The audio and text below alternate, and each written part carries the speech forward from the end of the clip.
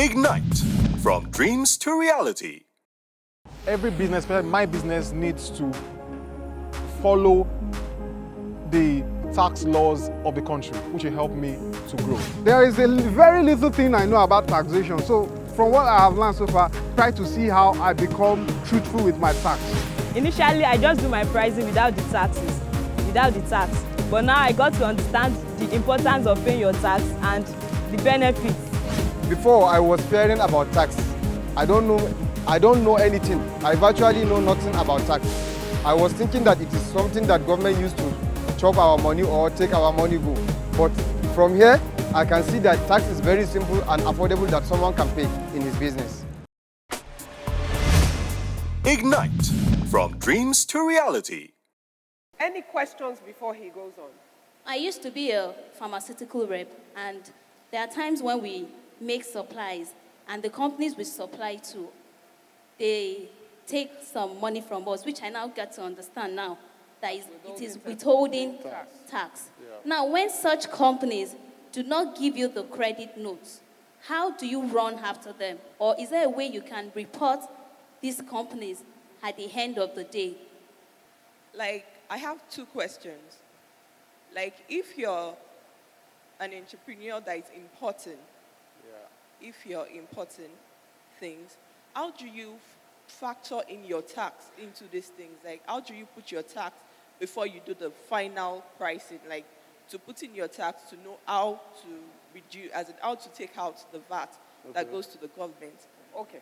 Well, it'll answer the first two questions. Thank you. If you come to the issue of import, when you import goods, of course, at the point of entry, you pay custom duties, you pay all sorts of charges at the port, and all of these charges, they are subject to what? To VAT. Okay, so when you have captured all of that as part of your cost of importation, you must ascertain the VAT element, which must not be added to your cost. You take it to a VAT account, so that when you have now sold, the VAT on what you have sold will go into the VAT account, and you net it off. The output VAT on the one you have sold, the input VAT on the one you have paid. Okay, so that you don't lump up your VAT cost with your cost of sales, so that you'll be able to recover it. Of course, there are some businesses that are not entitled to recover their VAT. Okay, if you are into services, for example, as a consultant, I pay VAT on my NEPA bill and all of that. Those ones are supposed to be charged to my account to reduce my profit. Okay, I am not eligible to recoup such input VAT. Okay, so you add it to your expenses.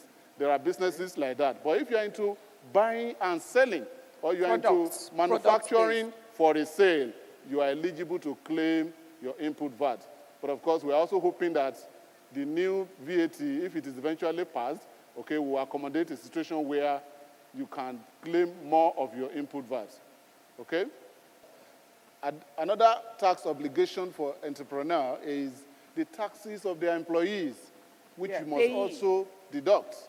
They pay as you earn. If you have anybody under your employment, okay, you must regularly deduct tax. Is there a minimum number of people that must work for you There is no minimum.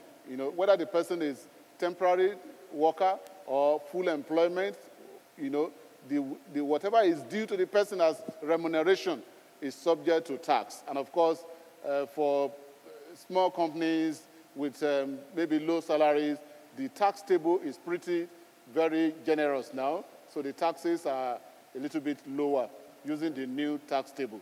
Okay, but of course, do not allow employees' burden to become your own burden, because as an enterprise, you have the responsibility to deduct tax as an agent of government and remit it to the tax authority within 10 days after the end of each month, within 10 days. But of course, we observe that some companies, especially small enterprises, maybe because they think the salaries of the staff is so low, they can't afford it, they just ignore. It becomes a lot of burden when the tax authority comes in for examination. So we must take all of that into consideration. Okay? Yep. Next two questions.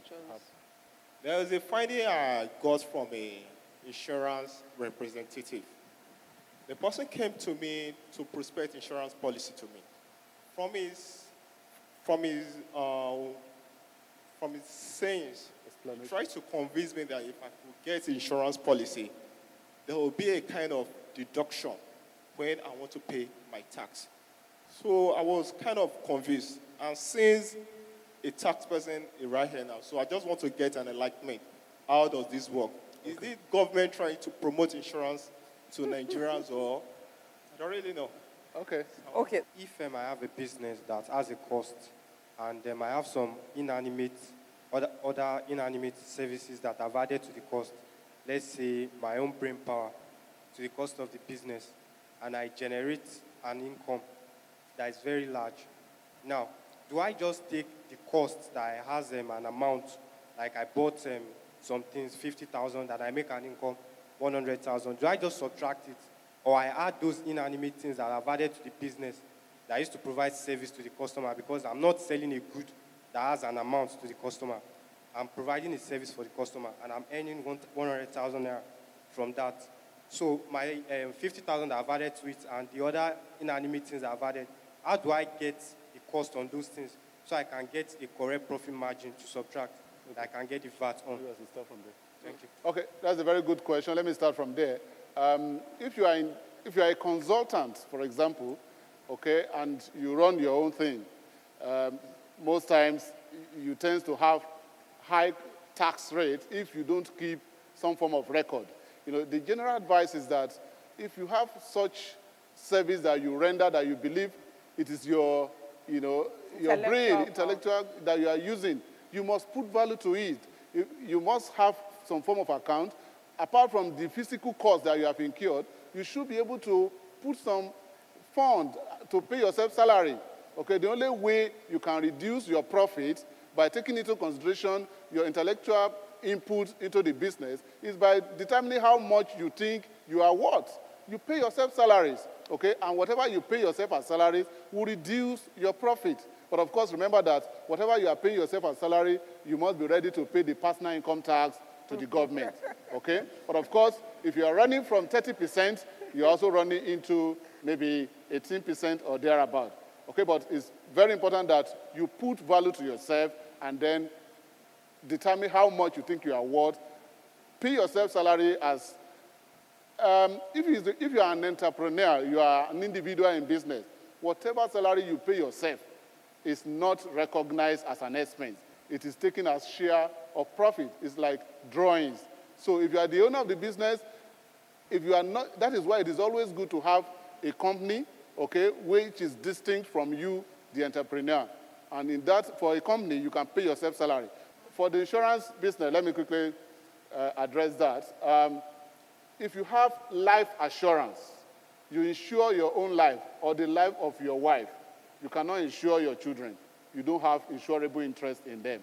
You can only insure yourself or your spouse, okay? The provision of the Personal Income Tax Law, including the newly amended 2011 Act, is the fact that whatever you pay as premium to insure your life is available as a relief, which means if your salary is 100,000, okay, and you are paid insurance premium of 30,000, before we start calculating tax on that your 100,000, the 30,000 will be deducted as a relief, okay, so that it is only the balance of how much? 70,000 that will be subject to tax. So it is good to buy life assurance policy if you really want to reduce your tax. There are few ways of reducing taxes now. Now, on a company that has... No. Let's take Mr. Folorunsho on. How many people want to know the ways to reduce the tax? Okay, so you've taught us one, life insurance policy. Okay. Which, see, everything we want to know is legal. Yeah. So, but we want to know, because a lot of people don't know. Okay. So tell us the things that are of value to us, that we add value to our businesses, but that would help us to control our taxes where we need to. Okay, for an enterprise or a company, yes, of course, all your expenses, whatever you incur for the purpose of generating the income, are deductible expenses, which will be used to reduce your income. But if you are an individual, if you're talking about relief now, we expect, or if you have a pension arrangement, okay, and you pay certain sum to any of these PFAs, okay, so that you can either a personal pension or occupational pension. Whatever you put aside for pension will also be available to reduce your income before tax will be considered. Again, if you contribute to the National Housing Fund, NHF, which is about usually for employees, you are allowed to contribute 2.5% of your basic salary. Whatever you contribute to National Housing Fund is available to reduce your income. What about where a company is making losses? When you are making losses as a company, depending on how long you have been in business, if you have been in business for more than 4 calendar years and you are making losses, you pay what is called minimum tax. Okay? The minimum tax is based on a few parameters. One, on your net asset is 0.5%. On your paid-up share capital is 0.25%. On your gross profit is 0.5%. And on your turnover, if it is above 500,000, you pay, you pick the highest of those three, and you pay 0.125% of the excess of your turnover over 500,000 naira. That is for a company that has been in business for more than 4 calendar years. For an individual, okay, there is also a minimum tax which used to be 0.5% of your gross income, but has now been increased to 1% of your gross income. Okay, but for small businesses, if you're a small company, there are incentives in the law that you can also take advantage of. Okay, instead of paying normal corporate tax at 30%, now you pay the small company rate of 20%. But of course, that is only available in the first 5 years.